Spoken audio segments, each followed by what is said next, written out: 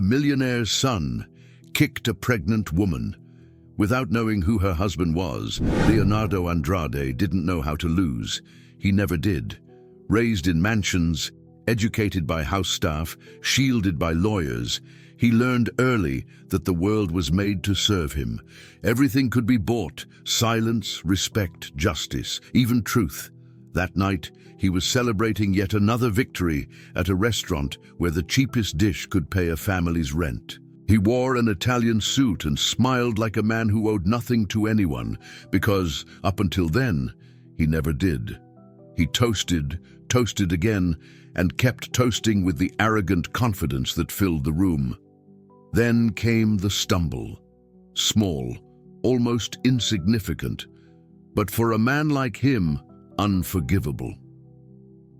The waitress, pregnant, approached with the water. A slight bump, a splash. The silence that followed was louder than any scream. Leonardo rose like a trained dog at the scent of an offense. He didn't hear the apology, didn't see the rounded belly. He saw only the mistake and punished it. The kick landed with surgical coldness, quick, violent, precise. The woman fell backward, protecting her belly with her arms. A customer nearby covered her mouth. Someone screamed, and of course someone recorded it. The video exploded like gasoline on a spark. By the next morning, Leonardo was no longer just the heir to Andrade Group. He was the man who kicked a pregnant woman. The images spread across the country. The sound of the impact, the victim's face, his contempt, all captured perfectly. In less than 12 hours, the market reacted. Stocks plummeted. Contracts evaporated. Executives abandoned meetings mid-sentence to issue statements of repudiation. Protests began at the company's headquarters. And inside the 38th floor of Andrade Holding, patriarch Ricardo Andrade watched everything in silence. For the first time in decades, he seemed smaller than the chair he sat in. They tried to control the crisis. They offered money, lots of it, more than she would earn in a lifetime. But Luciana Herrera didn't want money. She wanted justice, real, transformative. Her proposal hit like a bomb. Leonardo would have to work as a volunteer in the maternity ward of the community hospital where she was admitted. No privileges, no excuses. Until the baby was born. Cleaning floors, changing sheets, emptying trash, a public punishment but with purpose. Ricardo resisted. But the pressure was unbearable. Business partners abandoned him. Banks froze credit. The family's image, carefully built over decades, was collapsing in real time. There was no elegant way out, only the least humiliating one. Leonardo refused. He screamed, broke things, called his lawyers incompetent, his father weak, the woman an opportunist. But when he realized that his own name was now a burden, not an asset, he backed down. Friends vanished, invitations stopped, even his credit card was cut. For the first time in his life, Leonardo stood before a door without knowing if he could open it. 2 weeks later, he entered through the side door of São Miguel Community Hospital, hood over his head, dragging his feet, eyes lost. He carried a backpack with simple clothes and a judge's signed order. There was no glamour in that place. The air smelled of cheap disinfectant. The walls were faded. The waiting room chairs cracked. The sound of babies crying echoed through the hallways like a constant lament. He expected chaos. Instead, he found discipline, strict, and at its head stood Marta Contreras, head nurse, veteran of the social battlefield, eyes that didn't flinch. She was the one who received him. No handshake, no welcome.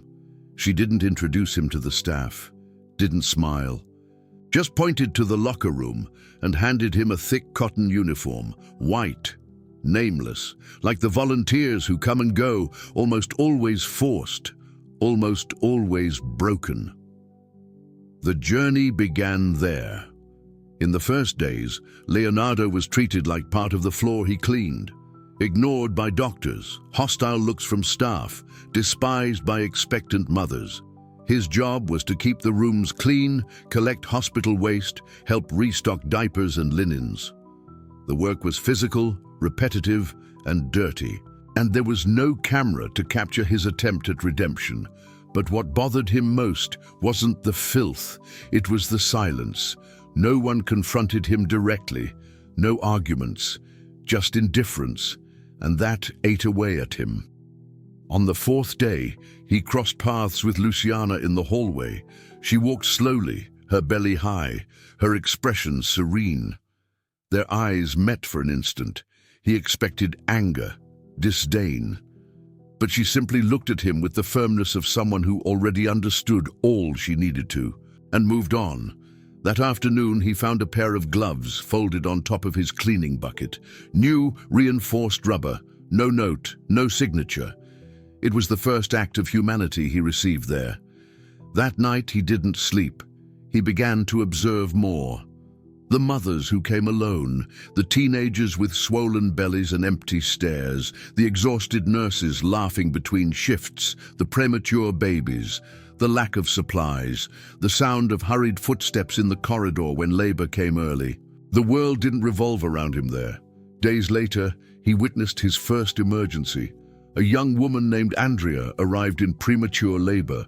She screamed in pain, alone, no family, no companion. Marta barked quick orders. Leonardo, without thinking, ran alongside. He was there when the baby was born, small and silent, lungs struggling to inflate.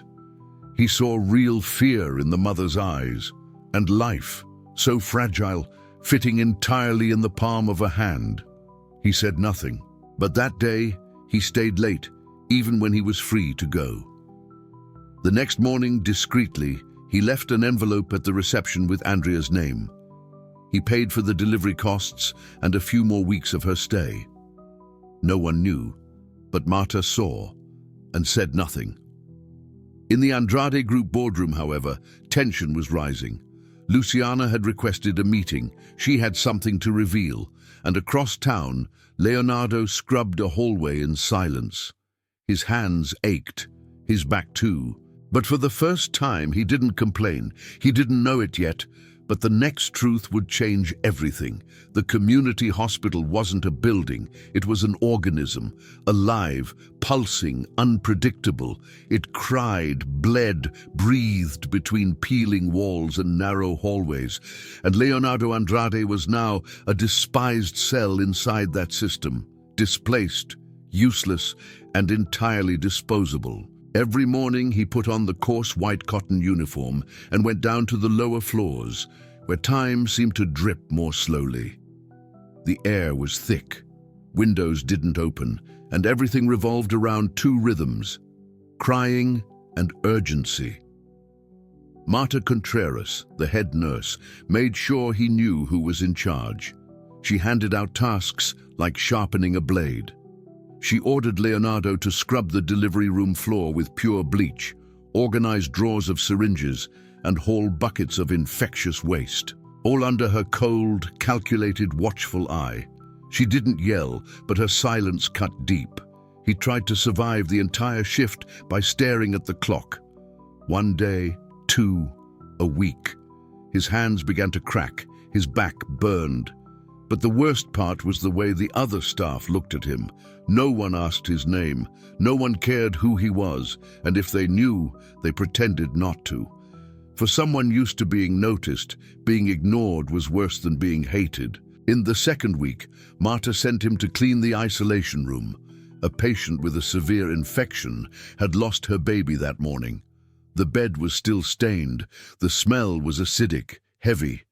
Leonardo froze at the door. She only crossed her arms. He went in. He came out silent.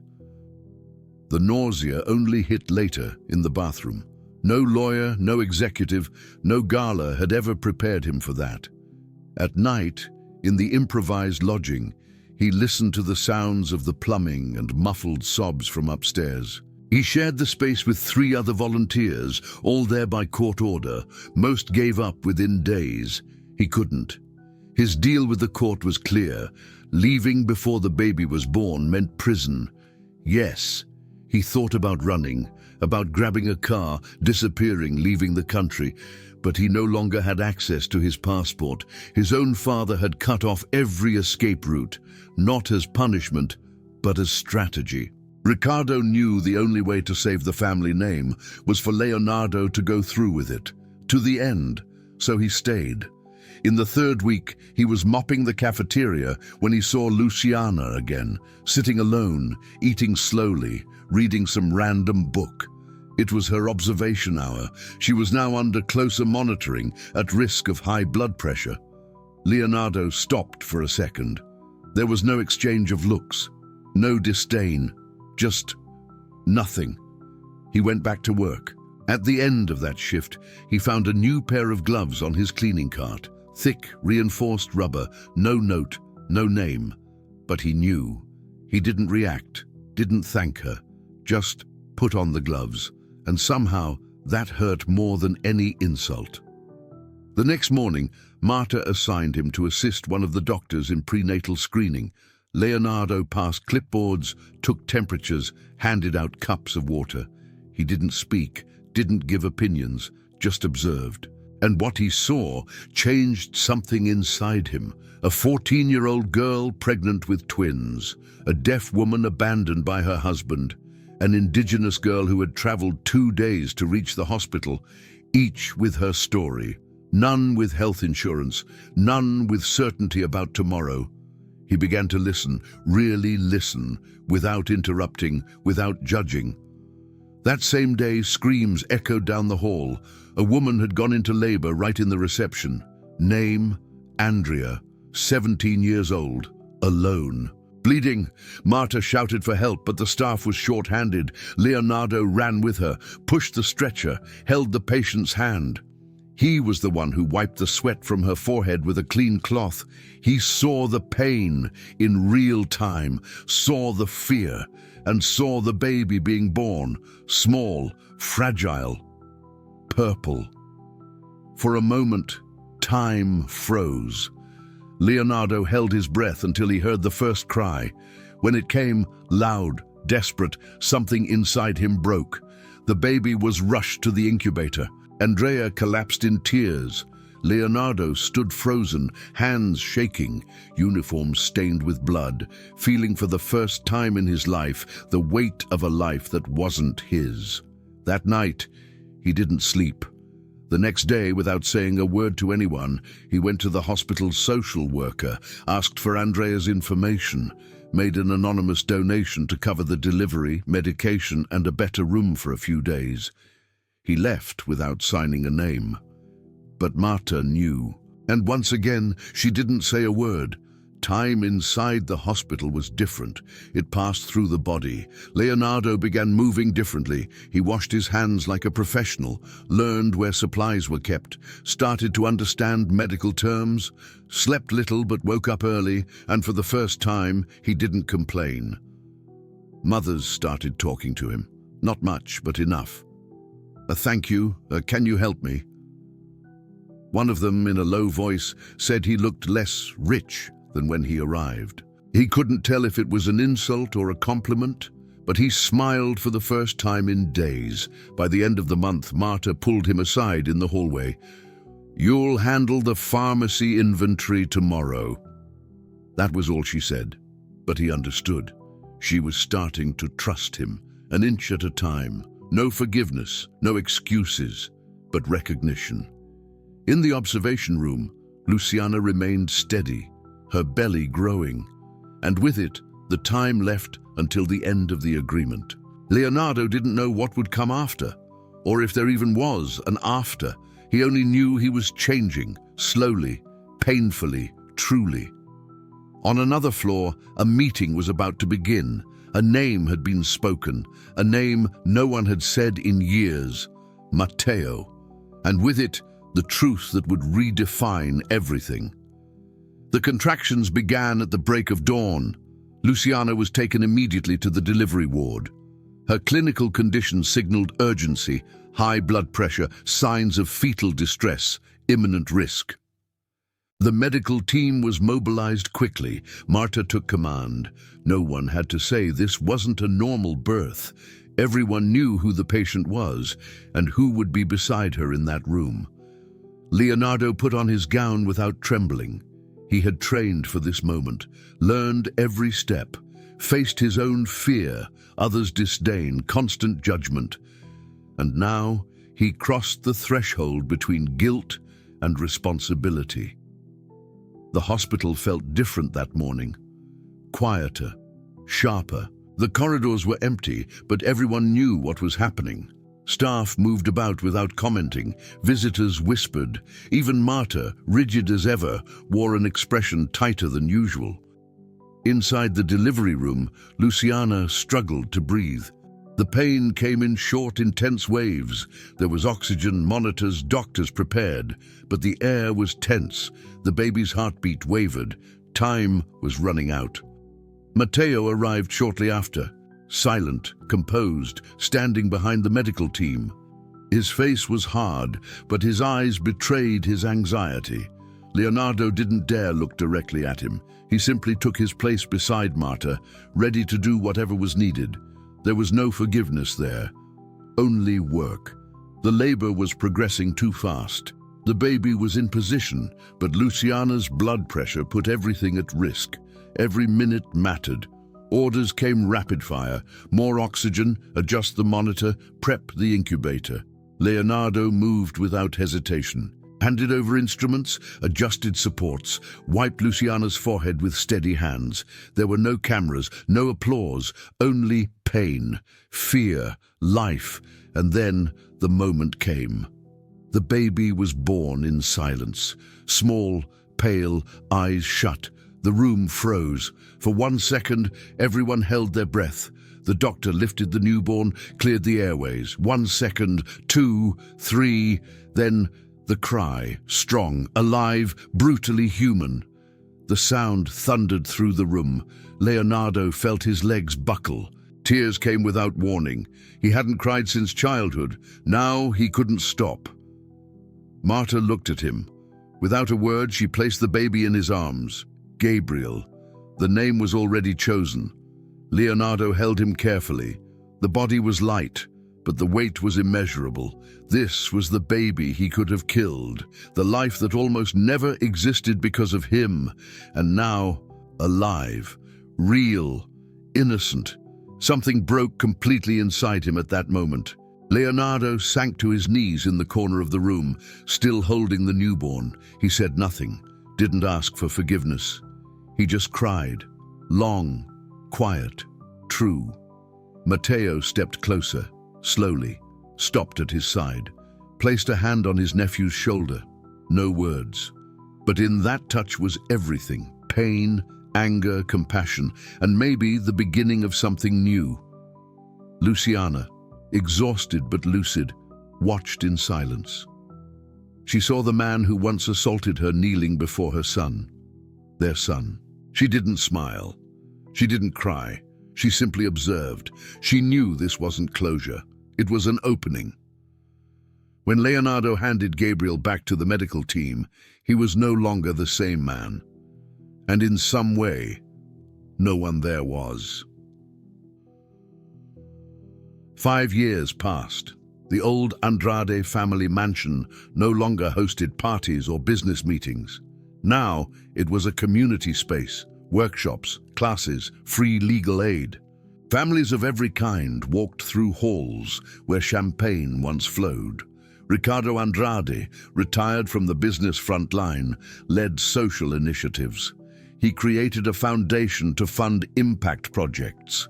He rarely spoke to the press. When he did, he avoided justifying the past. He preferred to explain the present. Valeria, Leonardo's sister, took another path. She studied psychology, founded an NGO dedicated to supporting vulnerable pregnant women. She said the family's story forced her to do something to repair the harm. Matteo and Luciana lived quietly, but always close. Gabriel was a curious, healthy, energetic child. He ran through the hospital halls where he was born, calling nurses by name, pointing at equipment, pretending to be a doctor. And Leonardo, Leonardo became a nurse. He worked as a volunteer coordinator in the neonatal ward of the community hospital. He didn't wear a gown with an embroidered name. He preferred the common uniform. He arrived early, left late, cared for premature babies as someone who understood, deep in his soul, the value of every breath. On the hardest days, he sat alone on the concrete bench by the entrance, watched the movement, remembered who he had been, what he had almost destroyed, and who had trusted that he could change. There was no inheritance, no luxury, but there was meaning. Sometimes Gabriel would show up and run toward him with open arms, called him Uncle Leo, with the ease of someone who had never heard the whole story and maybe never needed to. Leonardo would lift him up and smile. He knew he could never erase the past. But he also knew that day after day he could choose another future. Redemption stories aren't written with speeches, they're written with presence, with service, with love, and with the courage to never become who you once were. Redemption is rare, and because of that, so powerful. Would you forgive Leonardo? Answer only with yes, no, or not yet. If you felt this in your heart, leave a like and subscribe to support this kind of story.